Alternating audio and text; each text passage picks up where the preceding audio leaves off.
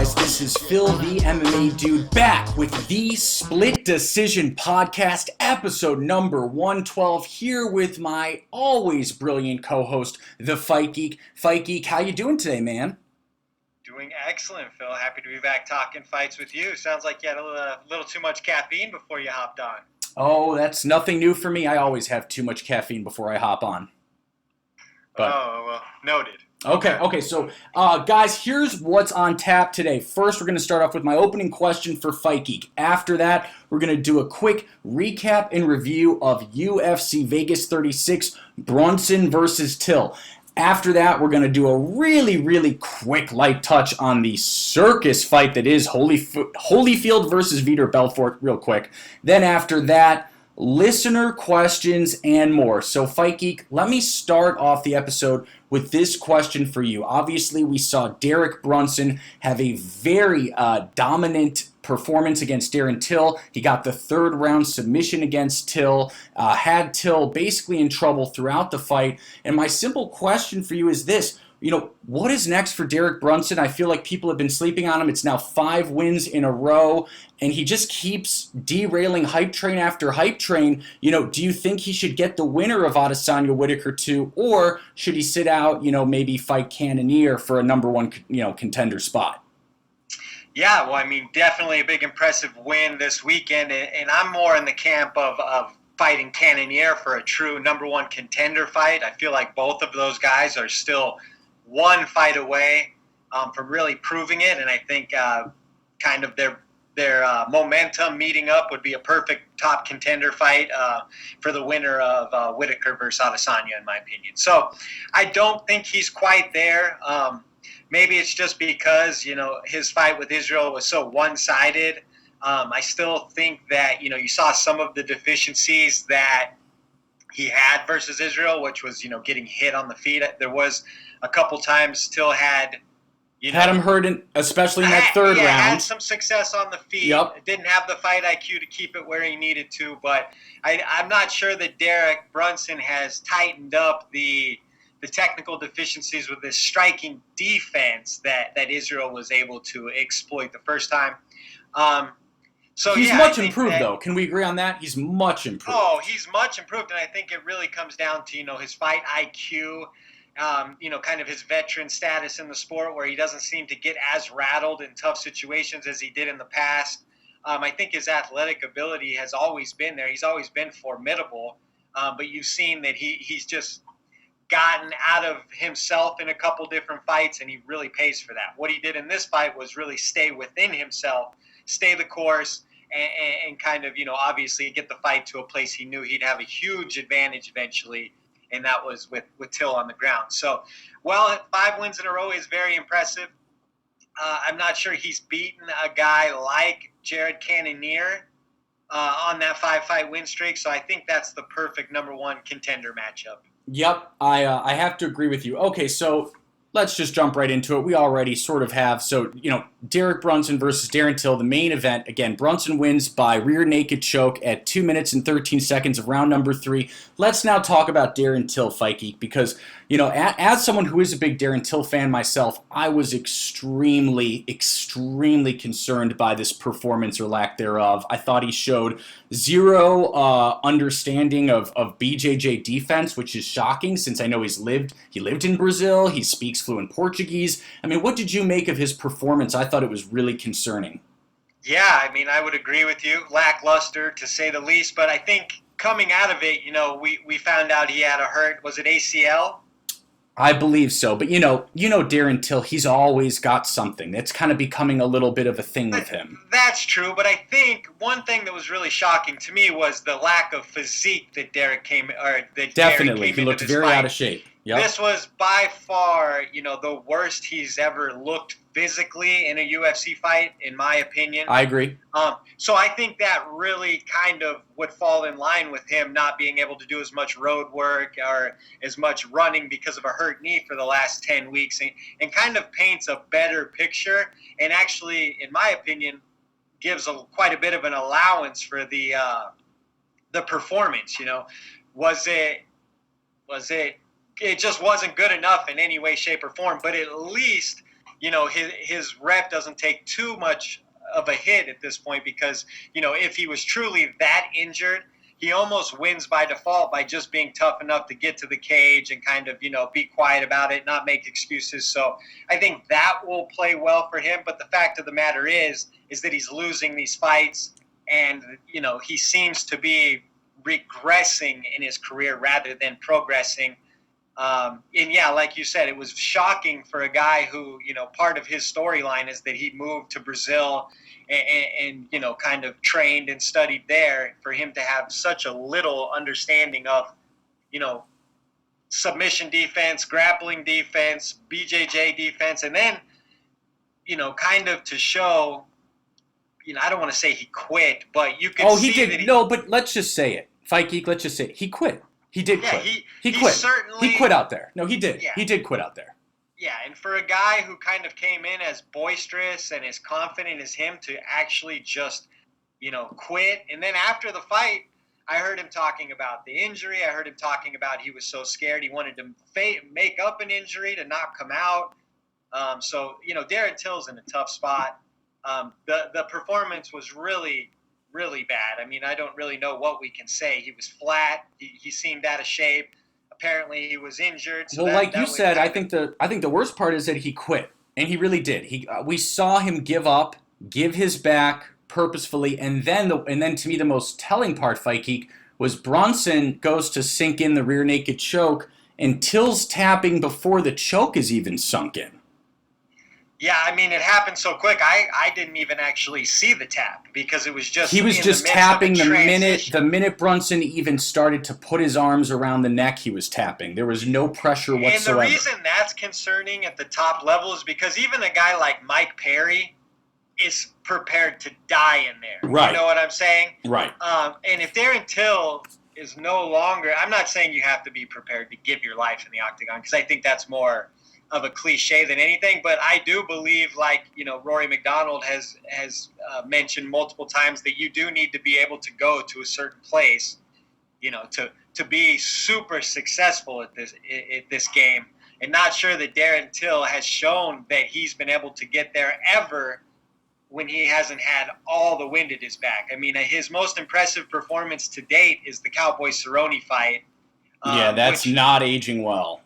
That's not aging well, and he was a monster compared to Cerrone. Anytime he's been matched up with guys who are of similar size, he's really struggled. Okay, so let me ask you this really quick. So Michael Bisping had a few thoughts after the fight. He thinks Darren should go back to 170. My question for you is simple. What does Darren need to do next? What's the most important thing he needs to do next to change change his luck around, to change his fortune? Does he go back to 170? Does he need to change gyms? Does he need to fight lower-ranked opponents? I don't think that him going back to 170 is realistic. He was having a hard time cutting weight prior, and he's much larger now just by looking at him last weekend. Well, he also looked pretty. He looked pretty out of shape and bloated to me. No, he did for sure. But it's not even like that far-fetched to consider him maybe fighting at 205 someday. So, right. I'm not sure that 170 is the answer. For me, it really is. He's just not active enough in there. He doesn't put together combinations. He kind of looks for one shot nonstop. Doesn't use his legs a ton. He's just a very basic striker at this point, and the basic strikes that he commands are not otherworldly enough to really get by at the elite level. So he's kind of just sticking to his guns, and his guns are only, B+ level where he's at right now. So I think it's going to be tough until he diversifies his attack, until he gets a better fight IQ, until he learns how to. But how does he do that? What's your advice for him, Fight Geek? I think he obviously needs to expand, his training, his camp, things like that. I think one thing that is clear, without being too technical, is that Darren Till has not improved in a very long time. Oh, 100%. So even a guy like, I would compare him to a Kevin Lee who we just saw fight, a guy who was pushed way too quick, way too young because he was marketable and showed great ability and great potential. But yeah, I just think way too much, way too soon. He went from fighting guys, like Nicholas Dalby to Wonder Boy pretty quickly, and you're seeing, kind of how that turns out. Yep, absolutely. Okay, And I think the parallels between him and Kevin Lee, two young, marketable, brash stars that the UFC wanted to usher in as future title contenders, are both, I think, 1-4 in their last 5, if I'm not mistaken. You're correct, and I can see those parallels. And they both were rushed because it seemed like the UFC got excited with what they had on their hands.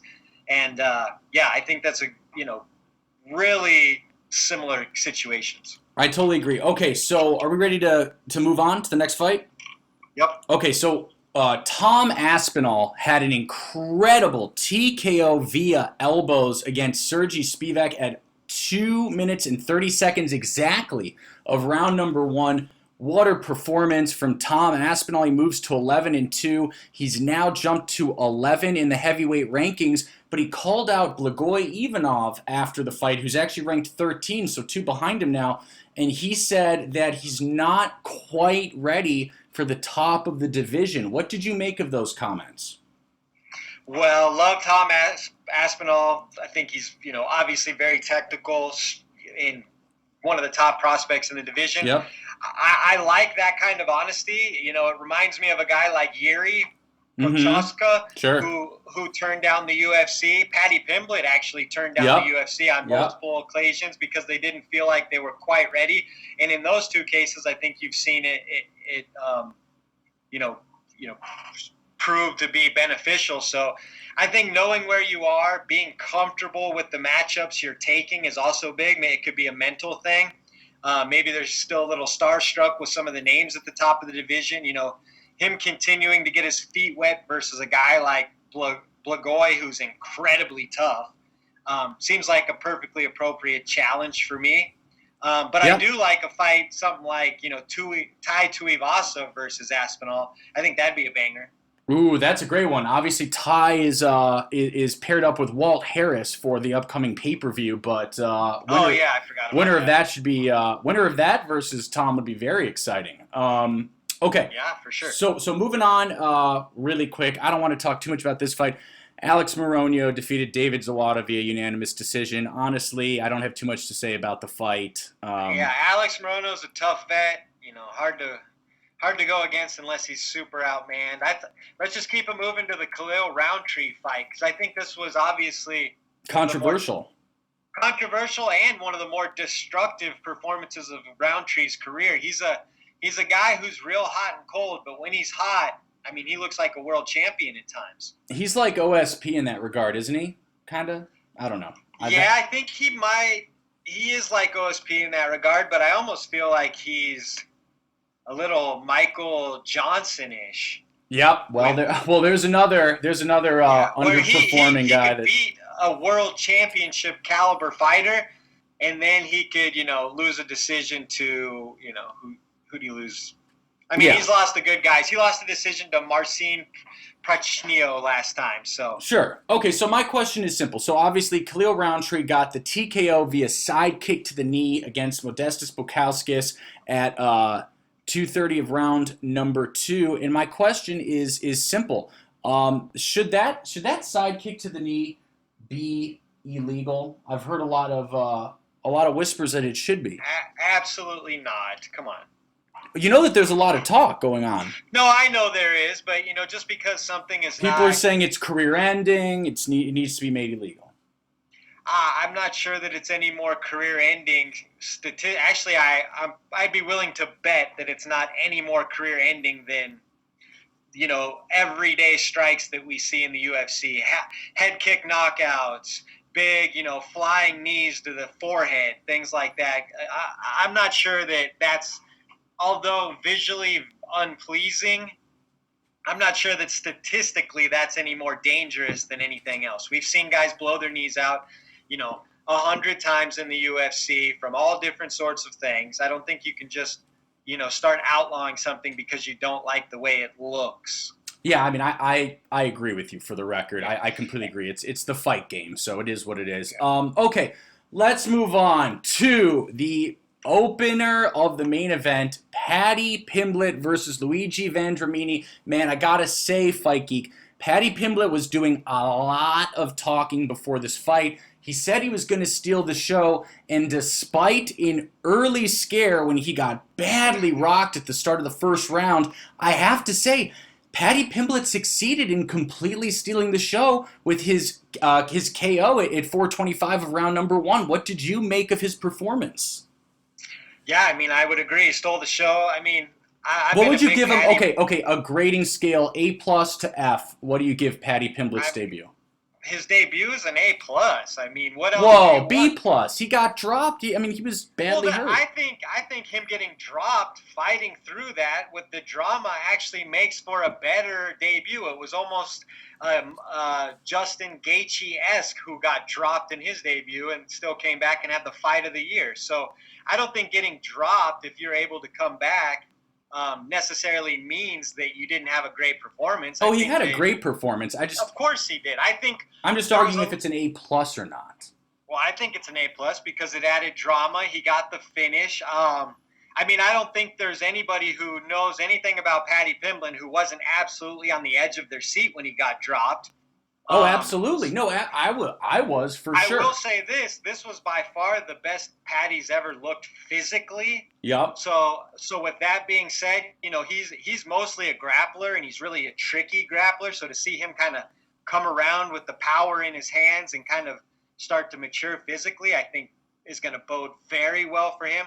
But yeah, I mean, what more do you want from the guy? He's got a highlight reel knockout, you know.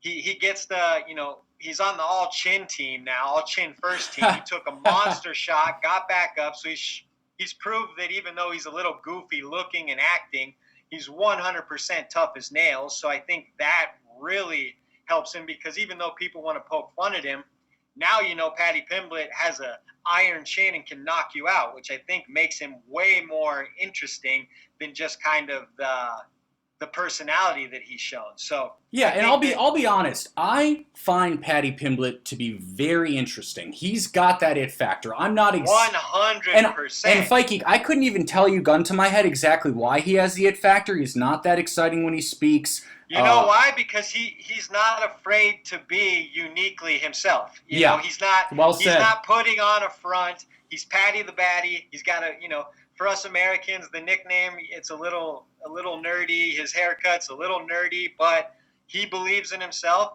He's 17-3, a former Cage Warriors champion. He's good on the mic. You know, he came up in the, you know, the modern MMA generation. So since he's been like 10 years old, we've been hearing about Paddy the Baddy. So yeah, I think without a doubt he's got the it factor. Now, can he become a champion? I think that's far-fetched, but well, on that note, okay, so on that connected note, what do you do with Paddy Pimblett next? Let's say you're Dana White, you're the team putting together the fights at the UFC Fight Geek. What do you do with him? Do you have him headline a fight night? Against who? Cowboy Cerrone. Ooh. Ha! I kind of like that. Everybody else has got to make their name off Cowboy Cerrone. Let's give Cowboy a fight versus Paddy Pimblett. You could almost headline that on a fight night. You could. And, I think Pimblett's a headliner now. 100%. And then I have another fight that I think is great. Him and Julian Erosa, who also had a highlight reel victory in this fight, have fought before to a controversial decision. A rematch in the UFC is an amazing fight. That's very interesting. My only concern there is, do you think the UFC will say, you know, Paddy's too big of a name for us. We don't want to risk Julian Erosa beating him. I mean, I'm sure that there would be that fear because Julian Erosa is one of the biggest boom or bust fighters on the roster. I mean, again, he's a guy who looks amazing in spurts, but is also very beatable. So, and he looked great on the night. He got it. Julian Erosa quickly got the Darce choke in round number 3 against Charles Jourdain. Looked fantastic. I would say that was the best win of Julian Erosa's career. I would agree with you. Yep. Yeah, I mean, he showed all the way through. He got the finish, and I think everybody respects Charles Jourdain as a very credible opponent. So, yeah, I mean, Paddy Pimblett, very, very interesting. Julian Erosa, huge win. Only other person to call out on this card is Jack Shore, who they were pumping as the next George St. Pierre. Not sure that I see that, but he is very, very good. He gave a very underwhelming performance despite his win. However, it's my understanding that he fought with a torn bicep. I didn't hear that. I believe he actually mentioned it. That would make it much more impressive if that was the case. I believe he mentioned it in the post-fight show and said that he wasn't gonna pull out because of the circumstances. It was a UK fighter show light card or whatever, highlight card, however you want to say it. But Jack did say he's not going to do that again. He is not going to fight injured ever again. That makes sense. I'm not a fan of these guys fighting injured, but I know they got to get paid. So okay, really, really quick. I know you said we were going to move on, but Molly McCann defeats Jaeon Kim via unanimous decision. I thought that was a pretty nice win for Molly. What'd you make of that? Yeah, again, I think Molly looked to be in the best shape of her career that I've seen, and it really showed. She had stamina to the end, and she won. I'm drawing a blank here, but I believe she won the second and third round and really capped off the third. Yeah, that sounds right to me. So I think her stamina and her physique was really what drove her, because she's always been a fighter with a fighting spirit and heavy hands, but when you see people like her and Patty really get serious and get their physique in order, then it's all really starting to come together. Yeah, so for the record, Molly is unranked right now. I think she should take number 15 flyweight Montana De La Rosa's spot. That's my own opinion, but she is unranked, so it'll be is there a fight that you see for her next that's jumping out? Yeah, I like that. I think that makes a lot of sense. I'm down for De La Rosa. Okay, sweet, awesome. So so with that, we're done with that card. We can sort of turn the page to the absolute circus freak show that is Vitor Belfort versus Evander Holyfield happening this weekend.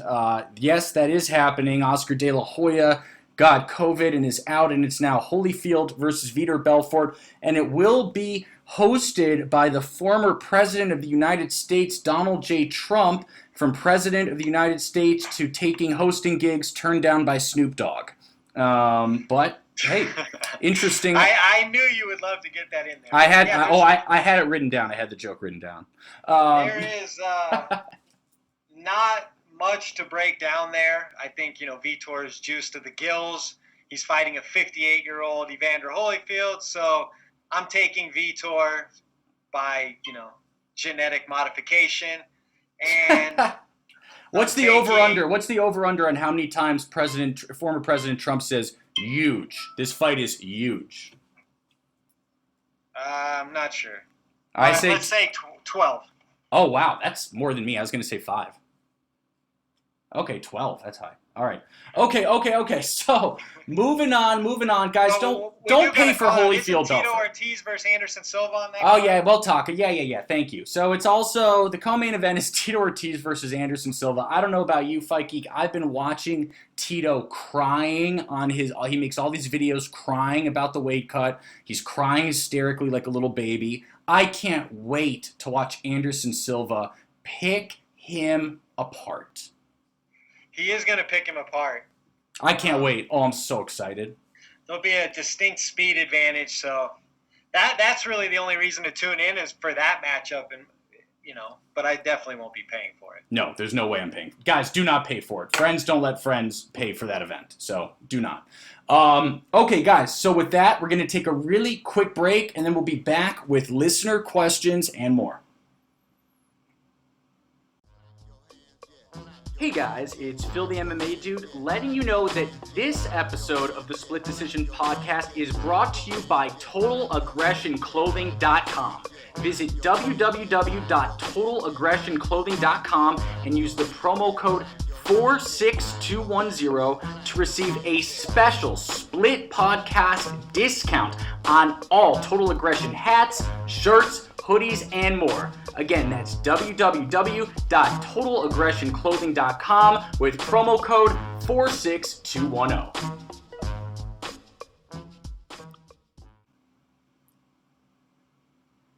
Hey guys, it's Phil the MMA Dude back with the Split Decision Podcast, episode number 112, and it is now time for my favorite section of all, and that is Listener Questions! Thank you. Thank you. All right. Okay, so listener questions. Here we go. So the first one comes from extremely loyal friend of the show, Zan Bando. Give him a follow, guys. That's at ZanBando99. He says, hashtag AskSplitPod. Will Tough ever go away? And if it does, will Dana White's Contender Series ever find itself on linear ESPN? That's a fun one. Good question. Will Tough ever go away? I think eventually it will end. And if it does... But while Dana's still there? Because he seems obsessed with it. Not while Dana's still there. I think that's one of Dana's babies. We agree. That's something he's seen from inception. So I doubt that it will happen while Dana's overseeing the company. And will we ever see the Dana White Contender Series on linear ESPN? I doubt it myself. I doubt it, yeah. I think there's too much value in it being on the streaming services. Yeah, exactly. And I personally feel so complicated about Tuesday Night Contenders. I mean, ironically, it's going on right now as we record on Tuesday evening. I loved it the first two seasons, as you know, Fight Geek. I loved it. And then I started to sort of, kind of think that I started to accuse it, frankly, of just having mediocre fighters that were taking the roster spots of more expensive high-level fighters, such as Yoel Romero and people like that. So I'm deeply conflicted about Tuesday Night Contenders, and I'm very suspicious of it. Yeah, I hear you there, but it has produced its fair share of interesting fighters and stars already. Absolutely, it has. Sugar Sean O'Malley, Yeah, I mean, didn't Yanez come off that show too? Oh, yep. Yeah, Adrian Yanez, absolutely. I'm drawing a blank, but there's been a handful. Macy Barber, even though she's struggled, she came off that show. So I feel like it's been a very quality feeder system. So, while I hear you, but I still like it because I like young prospects having the opportunity to kind of, have a tributary system into the UFC. Yeah. Absolutely. Okay, so this next question comes from a Split Podcast OG, original gangster, Eduardo. That's at Landa Crew. Love this guy. He says, with Till's current downfall, can you name a fighter the UFC has successfully matched up well enough that they eventually became champion? Hashtag AskSplitPod. So there's just one answer that came to mind on to my head there, and that's Michael Bisping.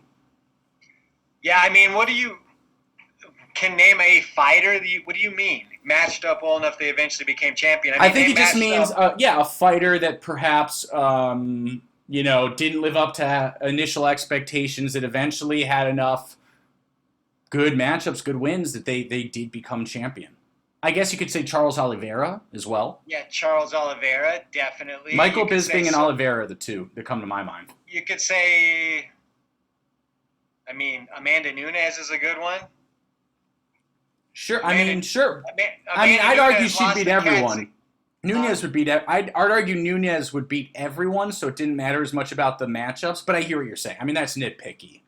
Right. Well, I guess I don't understand the question, because every champion falls into this category of being matched up well enough. I mean, Conor McGregor was matched up very well to get a title. I mean, I don't know that I understand the exact context of the question. I think he's saying just in terms of initial expectations that weren't met, and then how did that, and then someone that was able to. I mean, Brock Lesnar lost his first fight, came back and won a belt. Okay, I mean, for some reason, I'm really just thinking Michael Bisping and Charles Oliveira are the correct answers to this, but yes. I guess, sure, if you want to say matched up well enough. Yeah, I mean, okay. I would say Brock Lesnar. No, Brock Lesnar's a good answer as well. I think Brock Lesnar also counts. So, okay. Yeah. Cool. Okay, so moving on. This question comes from our personal Mr. Clean himself, That is, of course, the one and only Mixta Man, at Mixta Man. Love this guy.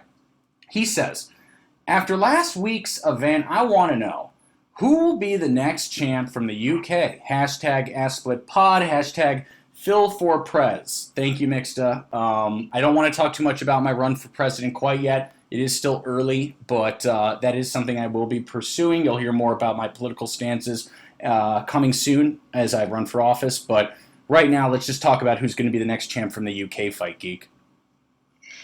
That's a tough one. You got anybody on the tip of your tongue over there? I mean, what I really want to say is nobody for a while, but I feel like that's too mean. Yeah, I'm just trying to think of. Is that too mean? I don't think it's too mean. I don't want to be mean.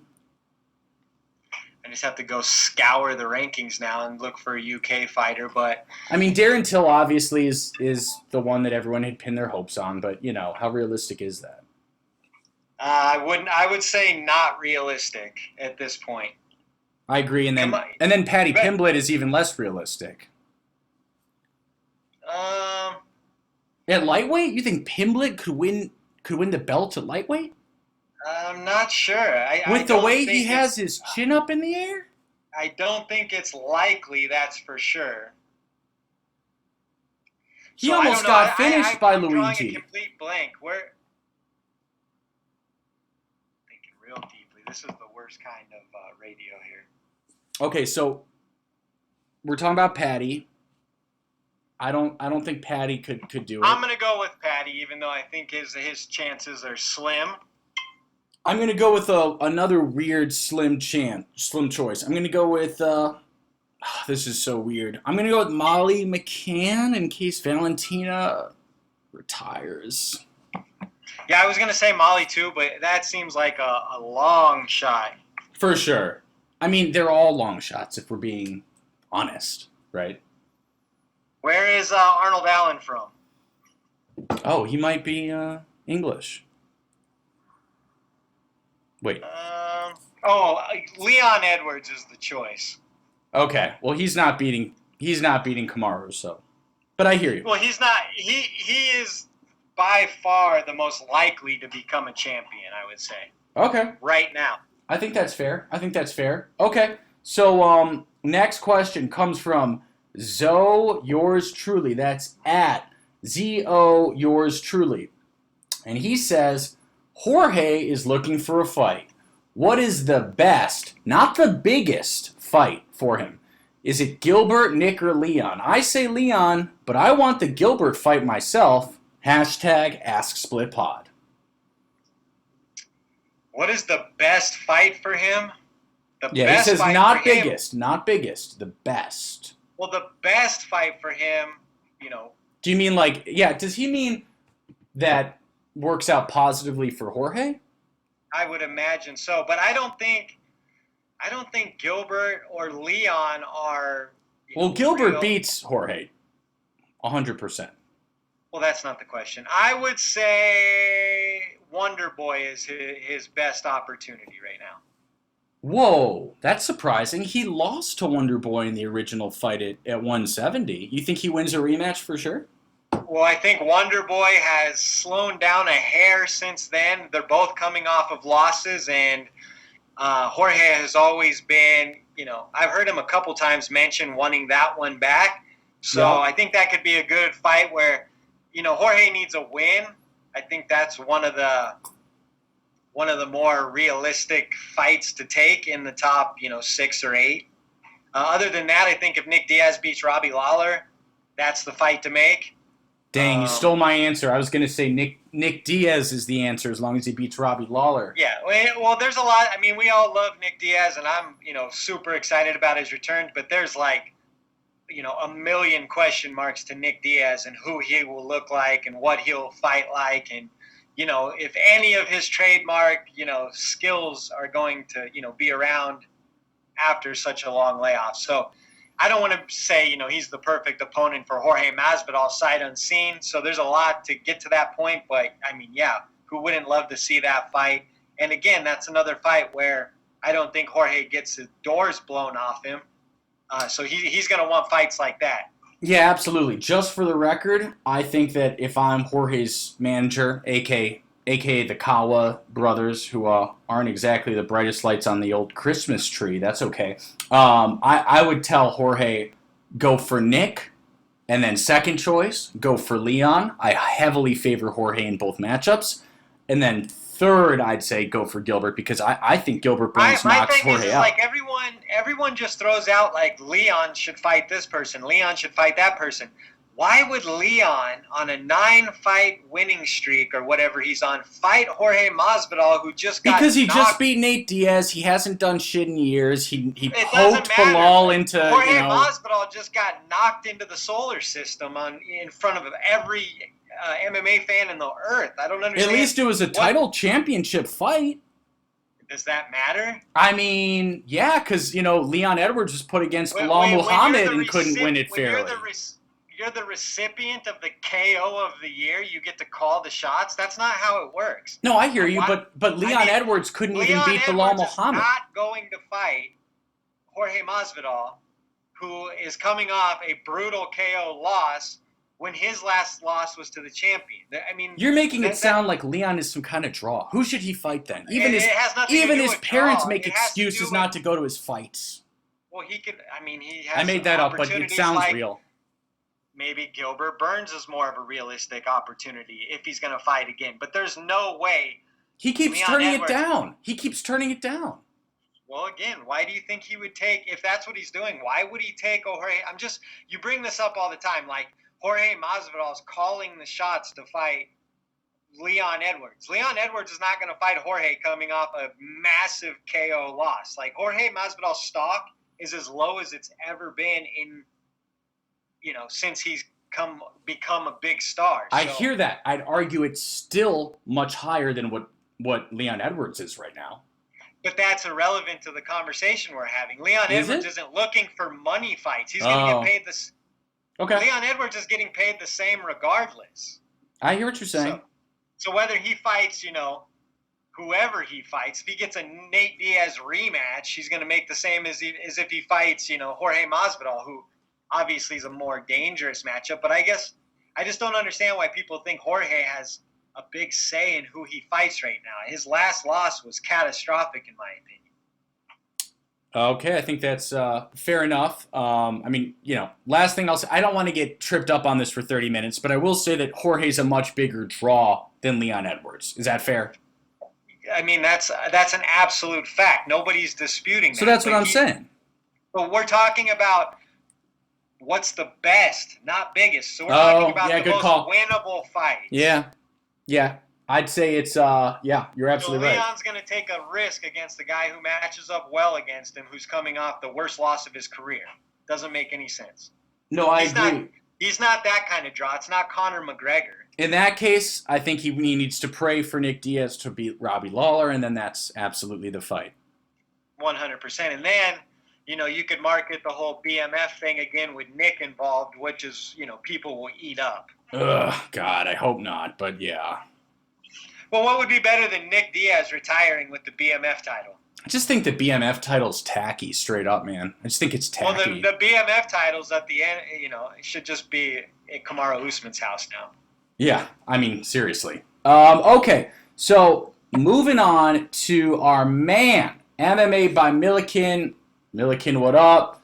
Apologies again for the late answer to your question last week. I still feel bad about that. Anyways, he's got a great question. He says, if Impa Kasanganay loses again, should we be concerned? #AskSplitPod. I would say that depends on the manner in which he loses. If he gets, So he's fighting Carlston Harris, who's 16-4. Impa's, of course, 9-1. They're fighting at welterweight on the prelims. I am a huge fan of Impa. I really am. I really, really like him, and I really want him to win. The short answer, if he loses, should we be concerned? Yeah, we should.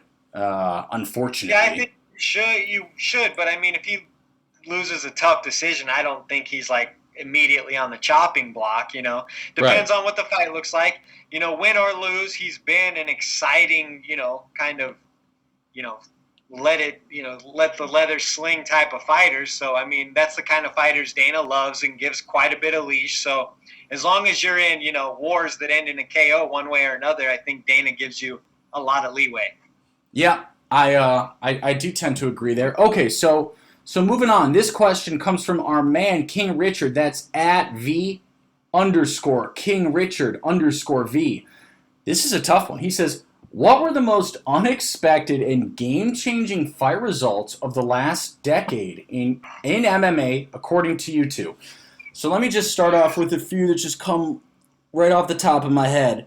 Number one, no one thought Rose Namajunas was going to KO Zhang Weili like that in the first round with a head kick. No one thought that.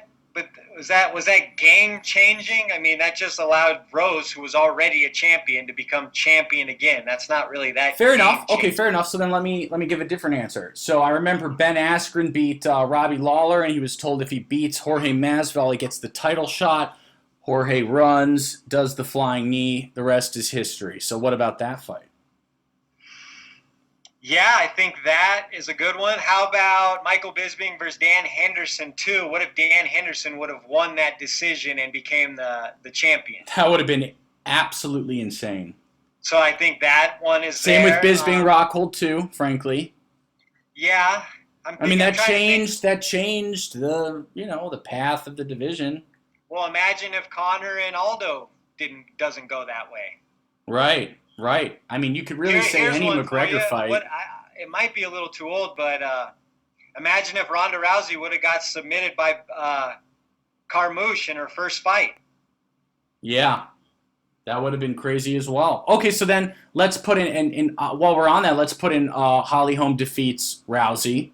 That's a given. I would say also, Nunez defeats Cyborg. Oh, Nunez. Oh, I'm not sure that was game-changing, though, was it? It's done nothing for women's fighting. I think it made Amanda the GOAT. Well, it did make – that is career-changing. That's not game-changing. Oh, okay. Well, now career Well, I'm versus just trying game. to adhere to the question here. All right. Game-changing. What changed? Look at this smart-ass over here trying to adhere to the question. Look at this stuff. Sorry, yeah. How about game-changing? What if Gleison Tebow would have got the decision over Khabib and he wasn't undefeated to this day? Well, that would have been insane for sure. That would have changed. What do you mean it would have been insane? Well, it would have changed everything, is what I mean. It could have. I mean, Khabib could have still become champion, but I don't think he would be looked at as a GOAT. I think he'd still become champion. I think he would still. Oh, he would have been the champion no matter what later on. But if he was 28-1 instead of 29-0, would that change public perception a bit? I bet it would. Yeah, definitely a little bit. Absolutely. I was going to say Matt Serra GSP, but that doesn't count. That's not in the last 10 years. How about, most unexpected and game-changing? How about... I mean, Brandon Moreno beating Figgy. Conor beating Diaz via decision in the second fight, where I actually scored that for Diaz in real time. Say that again? Who versus Diaz? Conor versus Diaz 2 was a controversial decision. In real time, I thought Nate had won that. What if Nate had beat Conor twice? That'd be huge. That would have changed. Yeah, in all fairness, I'm far from a McGregor stan, as you know. I'm pretty convinced that Conor McGregor won that fight fair and square. No, I'm sure. In retrospect, he did. But watching it in real time that night while I was watching the fight, it was close enough. It was close, for sure. It was, and Conor, was, running away for later parts of that there fight, were moments, which was not a great visual. So, yeah, I mean, obviously Conor had his moments late in those fights too. But, yeah, I think that would have changed the game big time had Conor lost 2 in a row at 170 to Nate Diaz. Yeah. No, I completely All right, agree. let's keep. All right. I like this game. How about if TJ Dillashaw would have beat Henry Cejudo and destroyed the flyweight division? That would have changed everything because I do believe Dana would have closed that flyweight division. That's the answer to this question. Yeah. You're right. That is the answer. Yep. So, most unexpected was Henry saving the flyweights. I can agree with that. Okay, so next question comes from our man, That's at Edward J MMA. I love Edward. Such a great follow, guys. Give him a follow. He says, what does one championship need to do to break into American mainstream? Hashtag AskSplitPod. This is such a great question. I have so many thoughts. What do you want to start us off? I've got a lot of thoughts. I have 2 thoughts on it. What do they need to do to break into American mainstream? A, they need to be broadcast on American mainstream. And B, they need to sign relevant American mainstream personalities. Those are the things make the product we care about, or the casuals care about, accessible. That's what they need to do. Yeah, and I don't know if you saw. Is the first name of the CEO Chartry or Chatri? I think it's Chatri. Chatri. Okay, so listen, I actually follow Chatri on LinkedIn, and yes, that's as ridiculous as it sounds. And you're a businessman. I'm a businessman. Hey, I'm a businessman, as Jay-Z would say. Okay, I'm done. Anyways, he was talking about how he said, if you come and you look at UFC fighters who have come here, Demetrius Johnson, Sage Northcutt, Eddie Alvarez, they've all been knocked out by our fighters. And to me, that just immediately triggered me, because I just have to come out and say it. One championship is a bunch of cheaters. Let me explain. What they do is they say, oh, Demetrius, come fight for flyweight, you flyweight champion. Guess what? In one, the flyweight limit is 135. So they're really just throwing Demetrius at a bantamweight, and that goes for every single division. Same with Sage, same with Eddie. They're getting thrown up against these welterweights, then they lose, and Chatri tries to pretend that they're, one's just got better fighters. Get out of here, Chatri, you little liar. I think the fighter parity across the globe is a lot more even than the UFC would like to paint it. Is there guys? But what about what I just said? Is that not true? No, there's definitely guys that have gone from the UFC over there and struggled. But yeah, there's. But what I'm saying about the weight limits being so tricky. The weight is different over there. But so they're cheaters. They're cheaters. They're not cheaters, because Demetrius Johnson was well aware long before he signed the contract and decided to sign a fight contract that he was going to be fighting at a different weight. So nobody cheated him. But yeah, it's not exactly apples to apples as far not as at all. Not at all. Who he would be fighting and how his skills are translating. I remember I saw the title fight between DJ and the flyweight champion, and it was comical looking how much bigger the flyweight champ was. I mean, it was just ridiculous. Yeah, for sure. I mean, we've seen that a couple times over there, but that is why, I understand you want every single MMA promotion to be a carbon copy of the UFC. For fairness' sake, yes. Well, no, because I think that the other leagues, experimenting and setting themselves apart doesn't hurt. I mean, for instance, how do you know that a guy like Kevin Lee doesn't do better in the lightweight division over there because it's more of a natural fit than in the UFC? So it's. I feel like they'd throw him into welterweight. They'd be like, oh, you fight 185. Well, they wouldn't throw him anywhere. He would go where he's selected to fight. They're not forcing these guys to fight in specific weight classes. Are you really saying I don't have anything?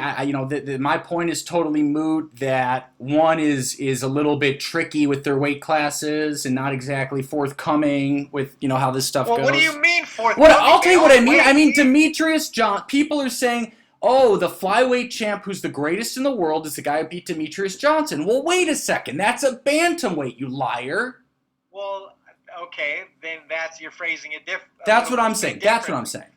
In that instance, yes, I would agree with you that he wouldn't necessarily be considered an American flyweight. So I don't necessarily buy into that. But as far as Demetrius Johnson fighting at 135, it doesn't mean that, who he's fighting is any lesser. But they call it the flyweight belt. That's, I guess, where my problems arise. They call it the flyweight belt. It is a tad confusing, but... Yeah. Anyways, I think one is filled with totally overrated people, and Chatri cheats, and because of the weight classes. But that's You think they're all overrated? Is that what you said? Yeah, because I just Every explained single fighter on the roster is that doesn't mean they're bad or even close to bad. It means they're overrated because of Do you Chatri's. believe that one has elite fighters on the roster? Yes or no? Yes. But Okay. wait, now you have to ask me, do I think that they're on par with UFC fighters, 1-to-1? Absolutely not. No way. Nope. You don't think in any division they could compete? No, of course they can compete. See, you're putting words in my... Of course they can compete. But will they win? That's different. I'm sure that some of them can win in the UFC, particularly some of the ones who have, dominated some of the UFC talent. So yeah, and obviously they've got the superhero kickboxer Rod Chang. He's got one. Rotang. Yeah, he's incredible, obviously. And one's filled with talent. I'm just saying that the weight classes are misleading, and I think are used to make former UFC fighters look bad. Yeah, I'm not sure that I see it that way, but yeah, there is some tricky wording that goes on there because, yeah, you're right. It's not technically the flyweight champion per se. Right, and they scream that it is, and then you're like, well, wait a second here. But yeah, it's okay. a little bizarre. Yeah. Anyways, moving on. The next question, I think this is the last one I have at least. This comes from my man Jay Harvey. That's at Twig 1981. He says, how badly does Alexander Volkanovski have to beat Ortega to get some respect around here? He hasn't lost since he was a welterweight. He beat your boys Mendez, Aldo, and Holloway twice. Does Ortega need to be hospitalized, which he might, to get Volk some respect? #AskSplitPod. I mean... So what's Volk have to do to get your respect, Fight Geek? Well... I mean, I respect him as a champion already. I mean, you look at Mendez, Aldo, and Holloway twice. When that's put on paper, that's pretty damn impressive. I mean, there's a case right there to be the greatest 145er ever. So, does he have my respect? Yes. I think a victory over Ortega really does wonders for him. I agree. Because it wouldn't be Max, and it'd be someone else that's elite. And right. It just depends, because if it's this methodical attack where, he doesn't finish and he wins a close decision, it's going to be hard for people to, really kind of see him as that pound-for-pound guy. We always want to see, emphatic finishes, decisive victories, and that's one thing that I think Volk is missing from the resume, even though he has had some moments. Yeah. So, I mean, if he were to come in and knock out Brian Ortega, who took, 500 head strikes from Holloway, I think that would garner a lot of respect. If he's able to get in a bad spot where Ortega gets on his neck and he fights through some adversity and then comes back to get a stoppage or a decision in a war, I think he'll gain some respect. I think, Volk has kept it so clean that it's hard to really imagine what he could be as a champion. It's been all pretty straightforward thus far. Yeah, I have to agree. Look, Volk doesn't have the most exciting personality. Nothing wrong with that, of course. Neither did GSP. And what Volk's doing is exactly what he needs to do, which is he's winning. And that's what's important. So and he's not taking a lot of damage at all. No, he's not. And if he beats Brian Ortega, I'm telling everyone right now, that's going to go a very long way with his legacy. I'll come out and say this right now. I personally think Ortega's going to win, but that's more on that in another episode. Yeah, Ortega's a wild card in this fight, but like I said, Volkanovski, all that he's shown us is very straightforward and very clean. No one's really gotten a handle on him or put him in. I know Max got to him a bit, but he never really... Max did knock him down twice. Yeah, that's true. He but did. You're right. Outside of that, Volkanovski has kept it very clean. Yep. 100% agree. Okay, so with that, do we have... is there a voicemail question from, I believe, Paul O'Kelly? Unfortunately, the file Paul sent won't play. So we're going to have to loop back around on that next week. Dang it. Sorry, Paul. Okay. Paul, send us an MP3. All right. Sounds good. Okay, so guys, before I hand it off to Fight Geek, we are doing a very new, a new little quick competition here. So if you can go on to iTunes, on Apple Podcasts, and give us a 5-star review starting today for the next month. We are going to go through the 5-star reviews starting today for the next 31 days and give a nice prize, a surprise reward to one of the random people that gives us a 5-star review on Apple Podcasts starting today through the next 31 days. So please hop onto your iPhone. If you don't have one, hop onto your girlfriend or your boyfriend's iPhone or your mom or your dad's. Give the Split Decision Podcast a nice 5-star review. Write a few words. You can just say, "It was good." That's it. And you will be eligible for that grand prize in 31 days. With having said that, Fight Geek, take us away, baby! Oh, it's my turn again. It is. All right. As usual, guys, you can find us on iTunes, Spotify, YouTube, Google Play, Stitcher, and more. I'm at the Fight Geek MMA. He's at Phil the MMA Dude. We're at Split_Podcast. It's 4 words. The Split Decision Podcast. Thanks for tuning in, and we will talk to you next week. Peace. Peace.